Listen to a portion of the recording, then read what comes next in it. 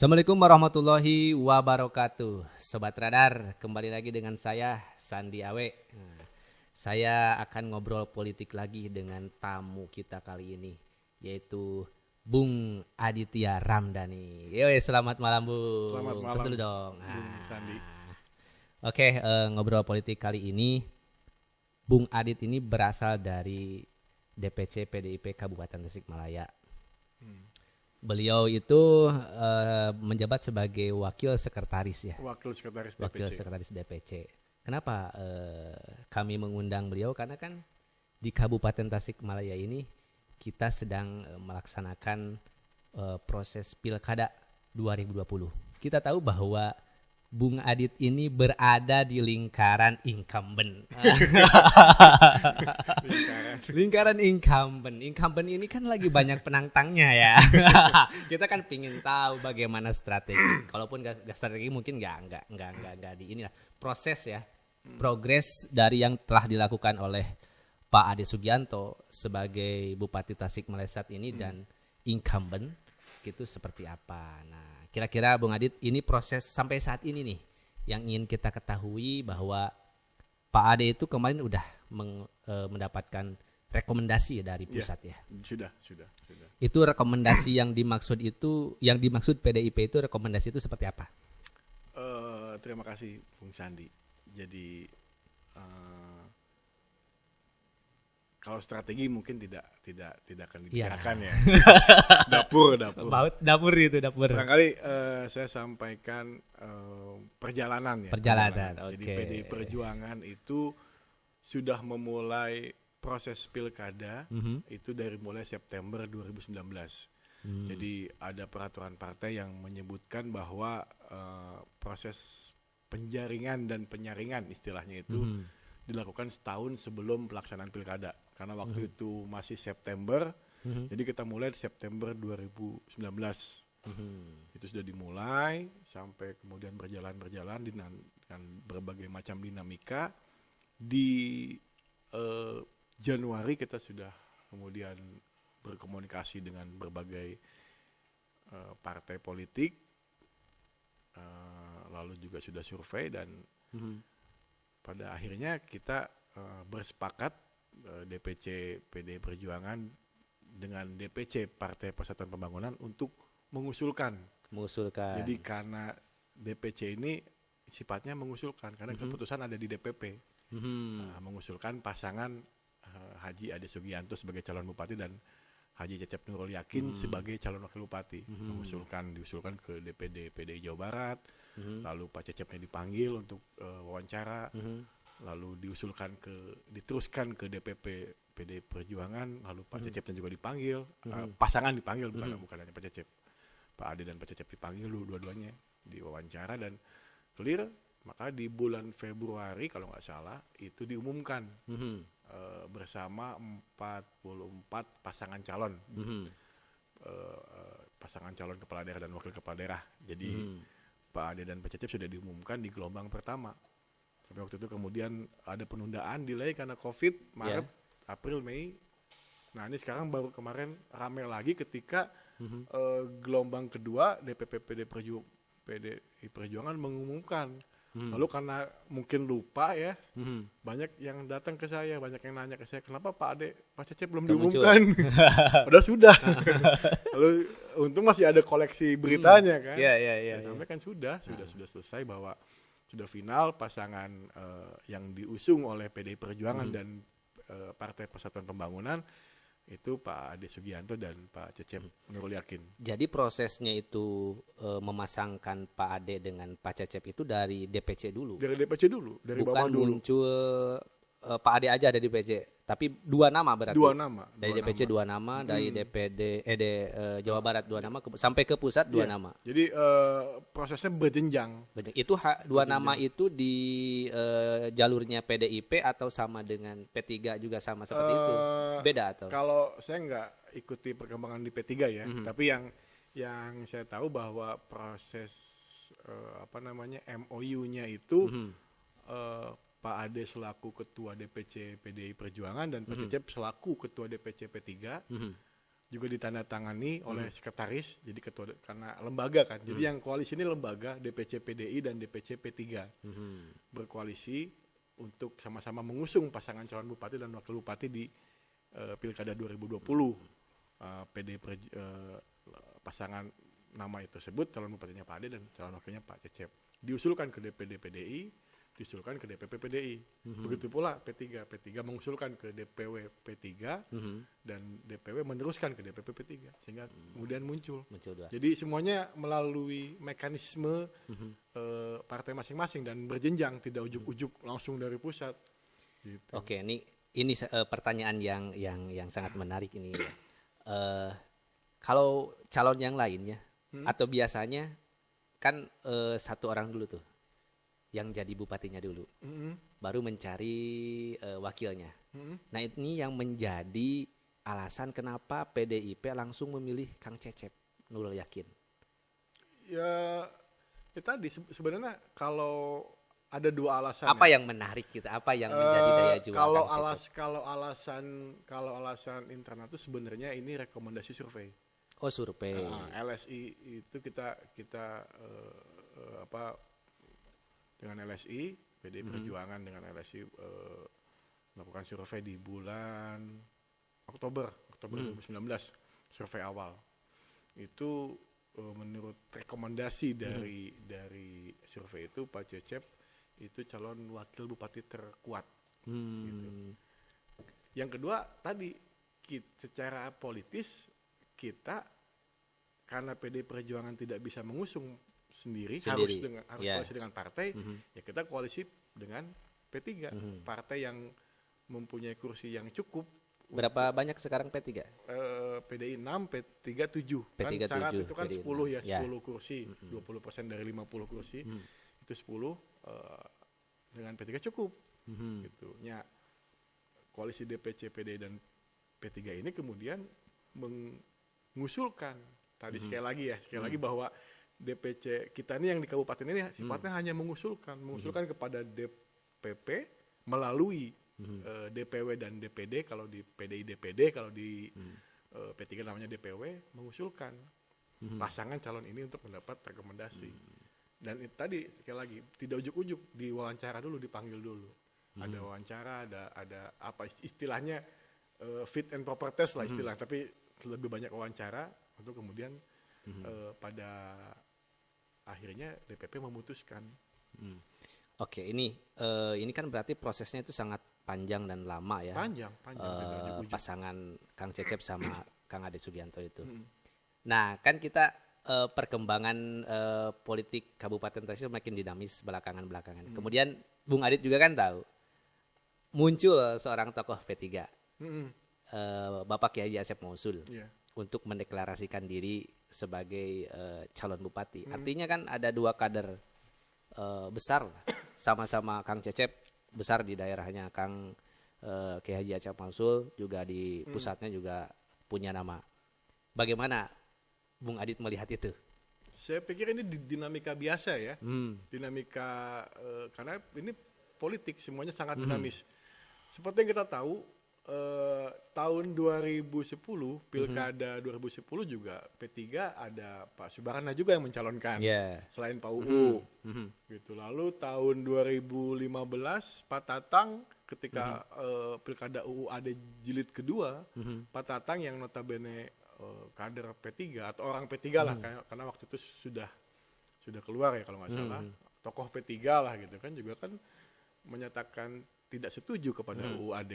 Jadi saya pikir ini dinamika biasa yang nggak aneh dalam politik, bahwa kemudian ada individu atau orang per orang atau tokoh yang mencalonkan atau mendeklarasikan sebagai calon, itu dinamika yang wajar dan kita memegang teguh pada keputusan partai, karena sekali lagi ini lembaga.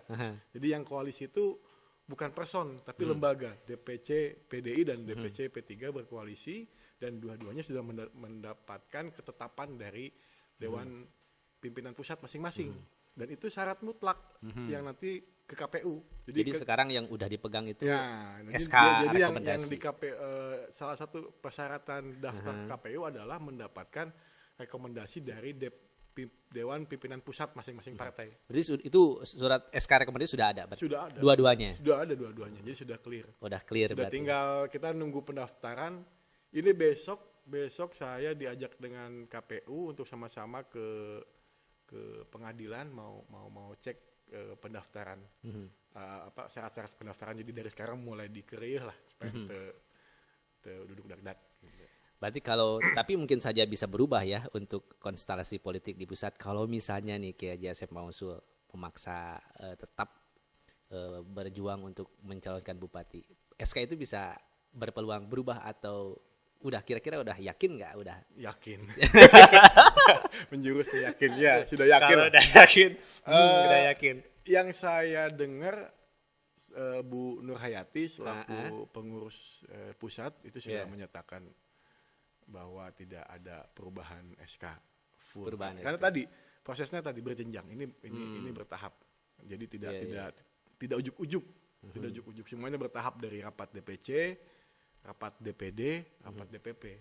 Karena tadi partai ini kan lembaga ya, bukan keputusan orang atau bukan keputusan personal. Semuanya melalui rapat pleno. Dalam konsideran itu ada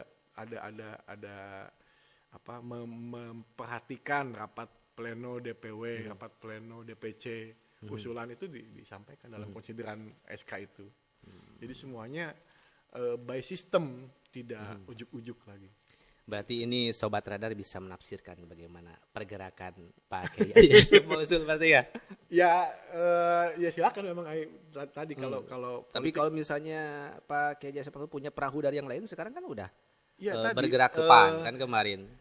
Kita punya pengalaman pilkada itu sekali lagi semua partai itu sangat dinamis. Kita tahu 2010 ada 8 pasang calon, P3 dan PDI mendukung UUAD, tapi kemudian Pak Subarna selaku kader P3 mencalonkan dengan Golkar waktu itu, Pak Subarna dengan Bu Dede gitu. Dan konsekuensinya adalah ketika keluar dari aturan partai maka ada sanksi pemecatan gitu. Ini yang saya tahu. Di PDI juga di beberapa daerah ada yang di Bandung Barat misalnya, di Bandung Barat ketika waktu itu 2018 kemarin PDI Perjuangan itu mencalonkan ibu istrinya Pak Abu Bakar almarhum, terus kemudian kader PDI yang sekarang jadi bupati Pak siapa tuh? Saya lupa lagi.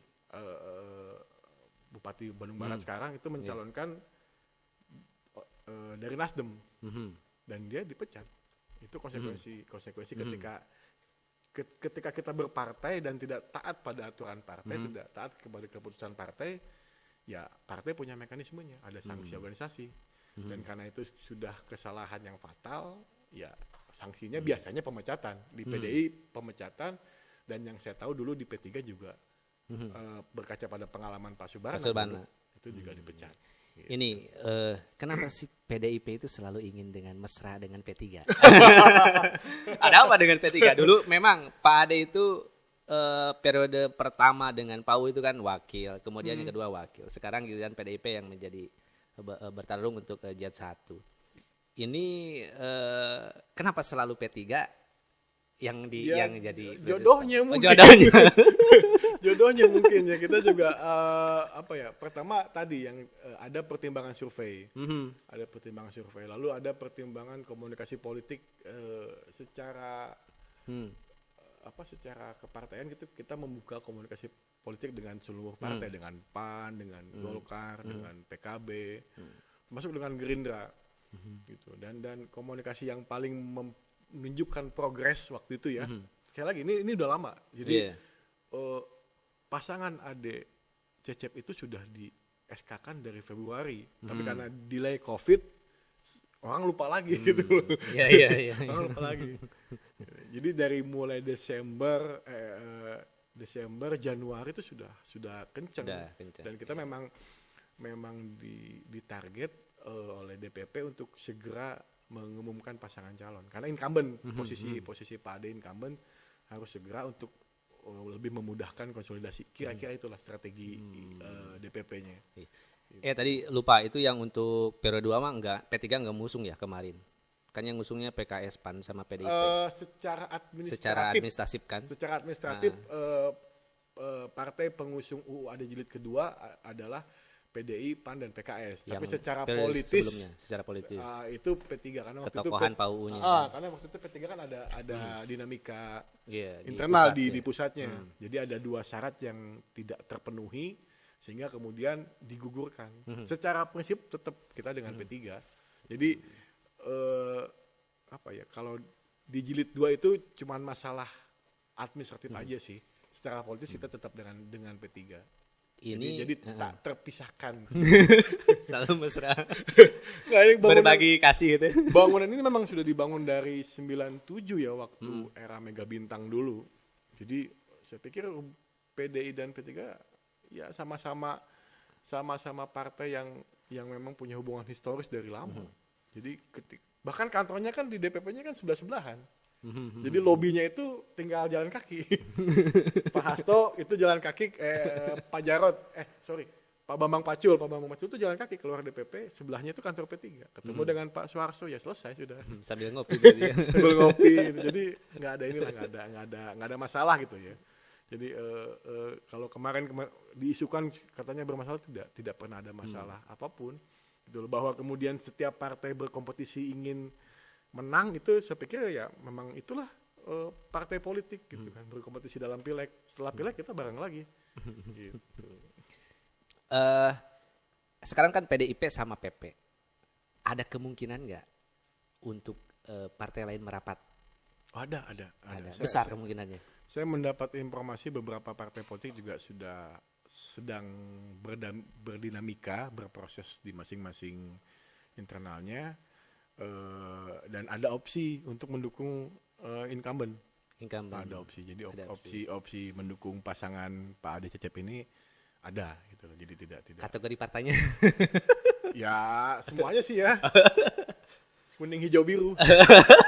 Oh, kuning, hijau, biru. Semuanya. Tanda itu. Nggak, karena prinsipnya ini saya bicara sebagai orang partai yang. Oh iya.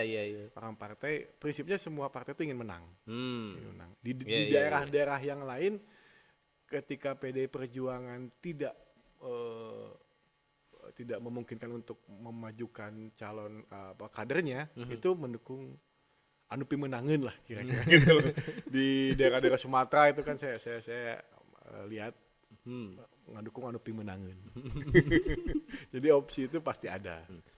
Ini menurut survei internal PDIP sendiri, posisi Pak Ade Sugianto sebagai incumbent seperti apa sekarang? Sangat bagus ya. Incumbent tentu punya modal yang signifikan dan ditambah. Modalnya sampai saat ini udah berapa persen? Boleh gak sih ngasih angka? Ya, kira-kira. Nggak kira-kira, mau hasil survei. Iya, hasil survei berapa tuh? Ya di kisaran 40 sampai 50. 40 sampai 50. Tepatnya 43,25%. 43,2%. Modal sekarang sampai hari ini kan? Sampai hari ini. Dan kita rencana akan survei lagi setelah penetapan pasangan calon. Itu survei terakhir bulan apa? Survei terakhir itu bulan Februari. Oh iya. Februari masih sebelum COVID. Sebelum COVID. Jadi sangat dinamis banget. Sekarang setelah COVID, ini ada strategi yang berantakan nggak? Enggak sih. Nggak ada. Sebenarnya semuanya on the track. Cuman memang atau semakin memudahkan incumbent dengan enggak juga. Benar on the track, cuman ini aja ada beberapa event yang memang harus mengikuti protokol COVID. Oh, protokol COVID. Kayak ini kan harusnya nih bulan ini kan kita sudah musancap. Ini musyawarah anak cabang konsolidasi pengurus PDI Perjuangan di tingkat kabupaten. Harusnya bisa serentak se-Kabupaten Tasikmalaya. Tapi karena COVID, jadi kita membagi ke 7 zona, 7 dapil. Karena kan dibatasi kan satu ruangan itu kan maksimal setengahnya ya dari kapasitas gedung. Nah, kita lihat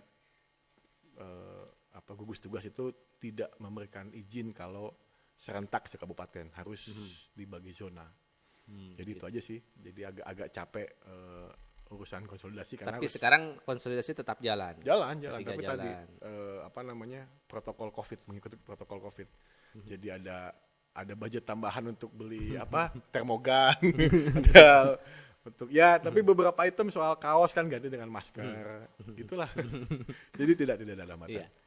Ini barusan udah tentang Pak Ade. Sekarang ini tentang bagaimana pandangan Bung Adi tentang para pesaing nih, para kompetitor yang siap bertarung di pilkada. Ini kan ada Kang Iwan Saputra, kemudian ada Kang Ajis Rismaya, kemudian ada yang baru-baru nih Pak Aka Bonanza yang mendeklarasikan sebagai bupati ini. Bagaimana menurut itu yang menjadi Jet 1 ya? Ada yang diunggul-unggulkan jadi Jet 1, ada Pak Ajis, Pak Iwan sama Pak Aka Bonanza. Ahmad Tajaka Bonanza, saya tahu. Terkenalnya itu. Karena di mana-mana balihonya banyak, jadi hafal namanya. Nah, bagaimana ini Bung Adit melihat mereka? Baik karena inilah esensi demokrasi ya. Artinya masyarakat Kabupaten Tasikmalaya diberi berbagai macam pilihan, gitu loh. Tapi yang memang sangat disayangkan selaku kader partai lah. Kader partai ketika minimnya kader-kader partai yang muncul, yang asli partai. Saya nggak nyebut asli ya. Karena kalau asli pasti nanti ada palsu. Minimnya kader partai, karena buat saya partai itu adalah mempunyai salah satu fungsi partai adalah kaderisasi. Jadi semakin banyak kader partai yang muncul ini memperlihatkan dalam tanda kutip keberhasilan kaderisasi di partai.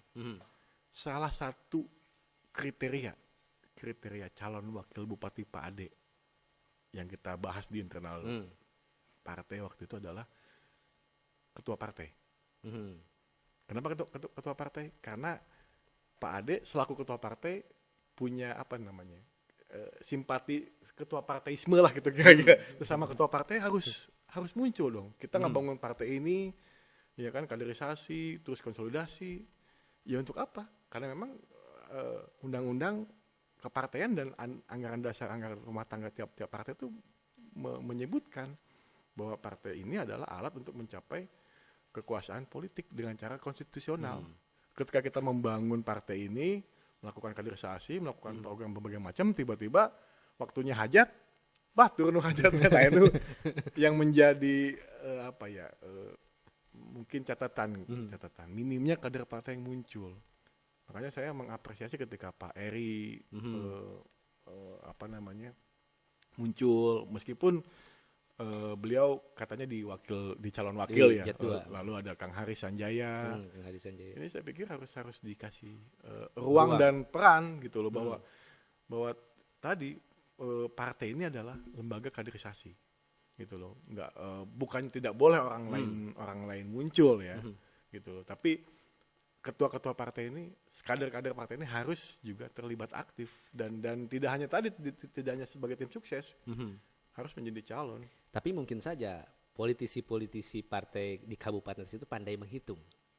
Contoh, yang ketika pilkada 2015. Saking pandai menghitung, nggak ada mereka yang ya ini juga catatan ya. Hitung-hitungannya kan benar-benar pandai. Paru Himat tiba-tiba muncul dulu kan, wah deklarasi. Tapi karena memang di ujung-ujung hitungan ya, mungkin aja mereka itu udah pandai menghitung. Ini juga menjadi yang saya dengar ini menjadi salah satu bahan revisi undang-undang pemilu kada. Jadi kekhawatiran teman-teman, terutama yang anggota dewan, teman-teman kader partai yang anggota dewan adalah harus mundur permanen. Padahal dulu kan 2011, 2010 enggak. Nah, dalam revisi undang-undang yang di 2015 harus mundur. Makanya kemudian ya mereka ya bukan ketakutan sih, memang faktanya kan gitu. Faktanya ya daripada harus mundur kan gitu loh. Baru juga menjabat di dewan terus harus mundur gitu kan. Ya tapi lagi tadi itu menjadi bahan masukan dan saya dengar itu sudah akan direvisi untuk pemilu kada berikutnya. Jadi tidak usah mundur yang tidak usah mundur. Kalau PNS juga kalau PNS jelas harus mundur. menurut saya beda dong. Kalau Dewan memang lapaknya, memang jalurnya ke sana kan, legislatif, eksekutif. Kalau teman-teman yang di PNS saya pikir juga ini kan padahal bebaskan aja biar rame berlomba-lomba gitu. Nggak, soal Ketika loyalitas udah juga. beres pilkada balik lagi gitu. Soal loyalitas juga. Loyalitas. TNI ASN dan TNI Polri kan terikat dengan loyalitas pada pimpinannya. Iya. Kalau kemudian misalnya gitu kan pimpinannya yang mencalonkan ini nggak jadi, terus balik lagi, nanti kan terus pasti ada canggung lah. Beda dengan partai politik ya, memang bidangnya di sana. Lebih fleksibel. Bukan fleksibel juga, memang bidangnya karena jabatan-jabatan publik itu kan Seperti Prabowo lebih fleksibel. Prabowo kan itu politisi yang benar-benar politisi kan seperti itu fleksibel gitu kan. Saya pikir Pak Prabowo itu punya niat bagus kok, ingin berkontribusi untuk ikut membangun bangsa inilah. Jadi nah ini kembali ke pilkada kabupaten. Biar tidak melebar nih Bang Adit. Bagaimana incumbent melihat independen? Ini satu-satunya sudah siap ready tempur Pak Kang Cep Jam sama Pak Fadil Karsoma. Bagaimana? Ya tadi pada prinsipnya secara pribadi saya dan saya pikir juga Pak Ade menyatakan hal yang sama bahwa semakin banyak calon ini semakin baik untuk masyarakat mempunyai banyak pilihan. Gitu. Jangan sampai kita seperti kemarin di 2015. Karena jujur ketakutan terbesar Pak Ade itu adalah melawan diri sendiri. Melawan bumbu kosong itu kan sebenarnya melawan diri sendiri. Yeah. Gitu. Kemarin itu berapa persen ya? 64 ya? Sekian persen lah. Itu sebenarnya. Jadi beliau mengapresiasi Pak Cep Jam yang dengan gentle gitu kan mundur lalu melakukan penggalangan dan alhamdulillah gitu kita beliau berhasil mengumpulkan dukungan KTP dan itu bukan kerja mudah. Itu kerja politik dan memang passionnya di sana gitu loh. Passion Pak Cep Jam mungkin di sana. Sama dengan Pak Iwan kan. Passionnya lebih ke politik karena ya seperti yang kita tahu kan alasan Gibran kemudian terjun ke politik itu karena dengan berpolitik dia bisa bantu banyak orang. Kalau selama ini ya Gibran bilang saya hanya bisa bantu pegawai saya 500 orang. Dengan berpolitik saya bisa membantu ribuan orang. Dan ini saya pikir keindahan berpolitik ya. Berarti kira-kira semakin banyak calon apakah semakin menguntungkan Pak Ade? Enggak juga. Justru kita malah terpecah-pecah. Lebih nggak fokus gitu loh. Energi kita kemana-mana jadinya kan. Ini misalnya gitu kan nanti di pelaksananya misalnya daerah ini yang tadinya sudah diklaim menjadi daerah kita tiba-tiba semua orang datang ke sana kan ya lumayan capek gitu. Tapi tadi kalah menang itu sudah ada di Lauful Mahfud lah. Sudah Allah sudah tentukan, tapi yang pasti dinamikanya, prosesnya yang seperti yang sudah sering kita alami di Kabupaten Tasik itu sudah 1, 2, 3, 4 kali pilkada ya. Alhamdulillah kan berlangsung aman, kondusif dari zaman dulu 2006 Pak Tatang, 2010, 2015 sekarang yang keempat tadi masyarakat disuguhi banyak pilihan. Lalu diberikan banyak gagasan, lalu kan ya dan roda ekonomi juga hidup kan, banyak calon yang juga bergerak buat kaos segala macam. Ini mungkin salah satu jawaban kenapa ya maaf ya mudah-mudahan enggak kita tidak resesi dibanding Singapura. Singapura nggak ada pilkada. Mudah-mudahan. Ini kan tentang nasib kita lah. Kita ada pilkada, jadi hidup ini roda ekonomi. Ini Pak Ade ini kalau misalnya bisa menjadi apa Pak Ade ini sebagai bupati pertama yang kalau misalnya nanti menang dari hasil pemilihan, kan kalau sekarang ini kan mengganti PAU kan, ini berarti PDIP kalau misalnya nanti menang itu menjadi yang pertama Pak dari kader PDIP jadi bupati. Pak Ade ini spesial memang di Kabupaten Tasik karena beliau ini pertama ketua dewan pertama-tama tuh wakil ketua dewan pertama dari PD Perjuangan tahun 99. Terus menjadi ketua dewan pertama dari PDI Perjuangan di Kabupaten Tasik ya. Terus menjadi wakil bupati pertama dari PDI dan sekarang sudah menjadi bupati pertama. Oh, wakil bupati juga yang baru pertama. Yang pertama. Jadi beliau memang spesial. Serba pertama. Serba pertama nih. Pertarungan sekarang nih ya. Rekor terbaru kalau ini beliau menang jadi. Iya, sudah. Rekor terbaru kan, sejarah baru kan. Sejarah jadi baru. bupatinya lewat pilkada kan. Lewat pilkada. Jadi pertarungan soalnya kan jalur-jalurnya tuh P3 terus jadi Pak Tatang, Pak U, Ya. Pak U. Walaupun Pak Ade berada di sampingnya kan. Tetap aja ada di Ya sampingnya. kalau pilkada ya pasti menang PDI dan P3 lah. Jadi ini cerita pengalaman dulu di luar ini nih, di luar konteks, tapi kira-kira gini. Dulu waktu Rakerda, rapat kerja daerah, evaluasi Pilgub 2008, saya masih ingat di Wisma di Puncak di Wisma DPR RI, Pak Taufik Kemas almarhum itu mengevaluasi daerah-daerah yang menang Agum Nukman waktu itu. Kebenaran Tasik menang. Lalu dengan bangga kan Pak Ade, Tasik menang ya? Menang Bang. Lalu Pak Taufik, ini yang menang siapa? PDI atau P3? Jadi nggak dianggap juga kita menang di sini. Jadi 2008 kita menang Agum Nukman, ya tetap yang dianggapnya menang P3 di sini. Karena Tasik daerah hijau. Jadi kalau besok Pak Ade menang, ya karena dengan P3 mungkin. Bisa aja gitu karena pengaruh P3. Ya, itu sudah disampaikan oleh Bang Taufik jauh sebelum sekarang. Jadi sudah identik lah P3. Kalau P3 kuat, kenapa Pak Kang Cecep tidak memilih Jet 1? Mungkin tadi karena faktor incumbent ya. Oh, iya, faktor Incumbent itu menurut teori itu incumbent itu punya modal 20-30%. Modal politiknya di luar partai. Gitu. Modal awal politiknya. Ya kalau kita lihat kan Pak Budi, misalnya Pak siapa? Ibu Ade UU. Semua incumbent itu punya modal 20-30%.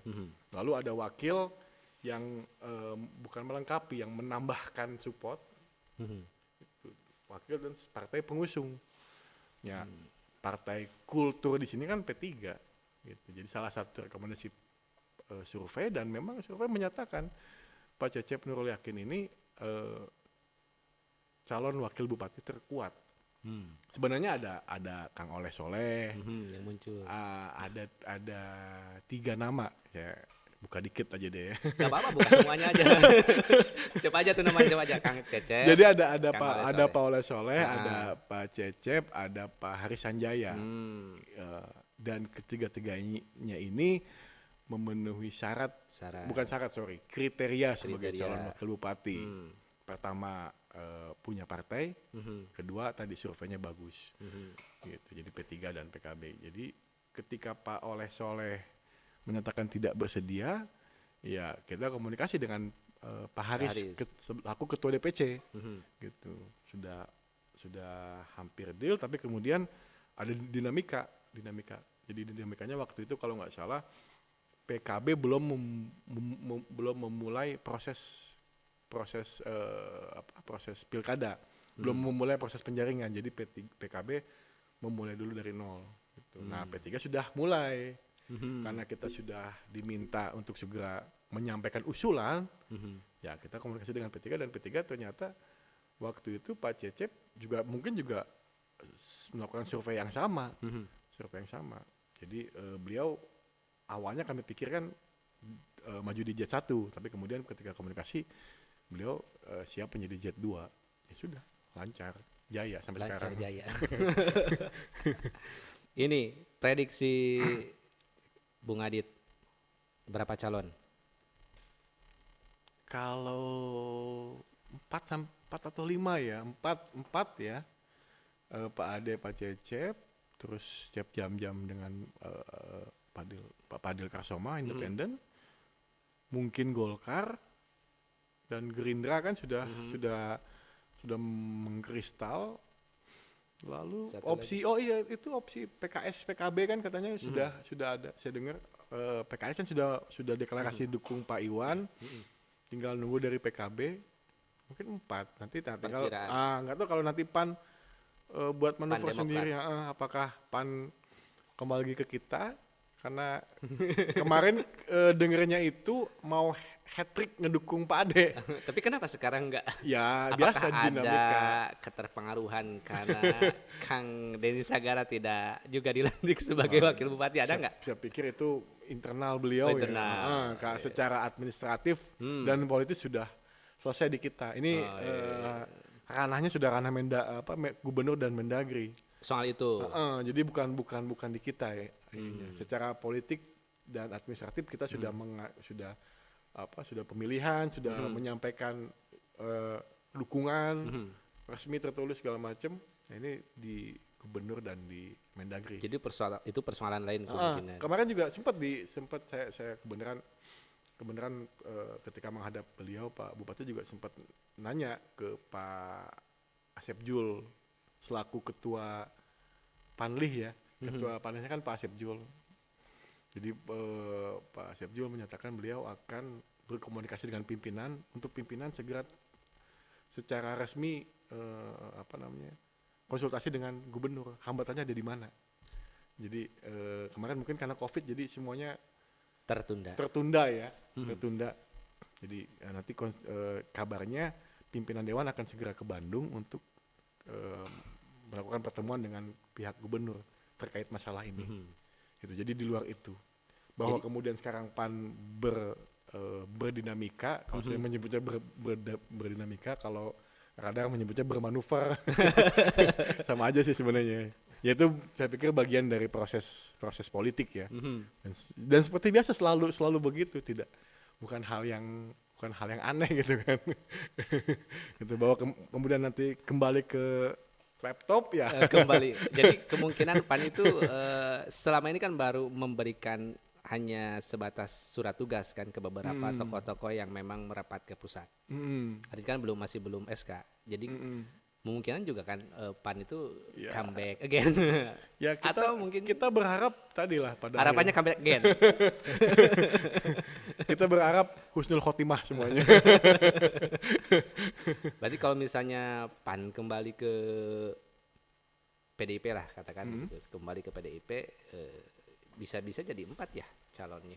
Ya 4 sih kalau 5 itu kalau misalnya PAN berkoalisi dengan Demokrat, kemudian PKB dengan PKS dan Golkar dengan Gerindra, bisa terjadi 5 pasangan calon kan? 5 ya. Kalau itu 5. Kalau formasinya seperti itu. Karena kan syarat minimal 10 ya. Kalau PAN Demokrat 5 10. Sudah memenuhi. PKB PKS 8 3 11. Iya, bisa 5. Bisa ya, 5 berarti. Salah, yang penting husnul khotimah lah. Diuntungkan Pak Ade kalau 5 ya. Enggak juga lah. Kan udah ada modal 30%. Untung yang masyarakat. Yang lainnya 70% terpecah-pecah. Ayo. Yang jelas dia untung masyarakat. Masyarakat mempunyai banyak pilihan. Banyak opsi gitu. Jadi banyak gagasan kan, ada adu gagasan, ada adu program gitu loh. Jadi saya pikir semakin banyak pilihan semakin bagus. Bagi saya. Ya bagus bagi saya. Tafsirkan aja ya. Tafsirkan aja sama sobat radar di sini kan, penonton kita itu ngobrol politik kan orang yang memang memahami politik, insya Allah lah. Ya karena bagian tadi politik menurut saya kan juga sesuatu yang edukatif lah sebenarnya. Tinggal bagaimana kita membawa ini menjadi hal-hal yang edukatif, yang informatif gitu loh. Selama ya saya pikir teman-teman tahu kan pengalaman kemarin Pilpres kan berdarah-darah lah gitu loh. Jadi kalau head to head itu kesana jadi salah benar gitu loh. Surga neraka gitu kalau head to head. Kalau banyak calon kan riang gembira gitu loh, bahwa semuanya ya ini bagian dari proses yang harus dilalui dan memang begini mekanismenya, konstitusinya mengatur seperti itu. Berarti head to head itu lebih sulit berarti ya? Enggak lebih sulit juga, saya menganggapnya bukan lebih sulit, saya menganggapnya lebih panas atau? Lebih panas. Lebih panas. Itu loh. Ya pengalaman kita 2 kali Pilpres head to head itu kan panas banget.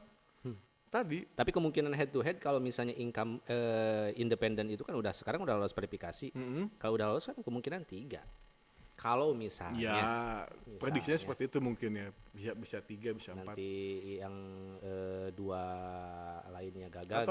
Atau head to head dengan independen aja. Siapa yang diuntungkan kalau independennya? Ini semacam kalau dengan independen semacam ada keajaiban independen kalau misalnya bisa mengalahkan incumbent ya. Udah pernah? Belum ada incumbent yang pernah mengalahkan independen yang pernah mengalahkan Kecandra, incumbent? itu independen. Di Kecandra Pilkada Yang Garut 2013 Di kabupaten mah belum kan? ya. Di kabupaten kalau belum. nggak salah. Belum. Belum di kabupaten. Pak Tatang itu kan dulu dari partai. Partai. Pak Tatang dari partai. Belum. Pak U partai. Belum ada kan independen yang bisa mengalahkan. Di Tasik belum, Di Garut tapi banyak di beberapa daerah, Di daerah incumbent kan mengalahkan independen mengalahkan incumbent. Jadi dalam politik semuanya sangat mungkin bisa terjadi lah ya. Gitu. Jadi ada gium dalam politik itu yang tidak mungkin dalam politik adalah memakan kepala sendiri. Jadi semuanya serba mungkin kecuali makan kepala sendiri kan. Nah, ini segmen yang kita ingin tahu dari sosok personal sekarang ya. Personal Bung Adit. Tadi juga personal sebenarnya. Ya, banyak personal, ada yang mewakili partai. Gabungan. Sekarang ini personal. Tentang tokoh-tokoh yang muncul saat ini. Kan ada Kang Haji Susmaya, ada Kang Cecep Nur Yakin, nanti Pak Ade Sugianto juga, kemudian ada Pak Hari Sanjaya, ada Pak Ahmad Tazaka atau Aka Bonanza, kemudian ada Kang Iwan Saputra, ada Eri Purwanto, dan juga ada Kang Iip Miftahul Paus nih yang bertanding.